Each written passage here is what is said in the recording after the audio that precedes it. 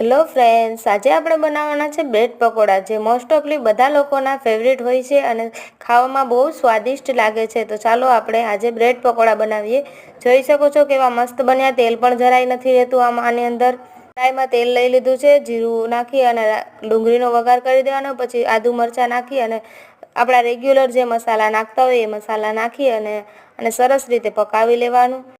પછી બટેટા અને વટાણાને મેં બાફીને જ લઈ લીધા હતા। તો આ મસાલામાં એ બંને વસ્તુને મિક્સ કરી દેવાની।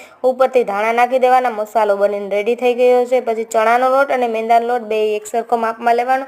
થોડુંક લાલ મરચું અને હળદર નાખી અને થોડું પાણી નાખી અને સરસ રીતના મિક્સ કરી લેવાનું। આપણું બેટર આ રીતનું થવું જોઈએ। મેં બ્રેડમાં શેઝવાન ચટણી લગાડી છે, તમે લીલી ચટણી પણ લગાડી શકો છો। પછી બ્રેડ ઉપર મસાલો લગાવી લેવાનો અને બેટરમાં સરસ એવું ડીપ કરી અને તેલમાં નાખી અને બે સાઈડથી સરસ રીતે પકાવી લેવાનું। આમાં એટલું તેલ નથી રહેતું, તમે જોઈ શકો છો। વિડીયો ગમ્યો હોય તો લાઇક, શેર, સબસ્ક્રાઈબ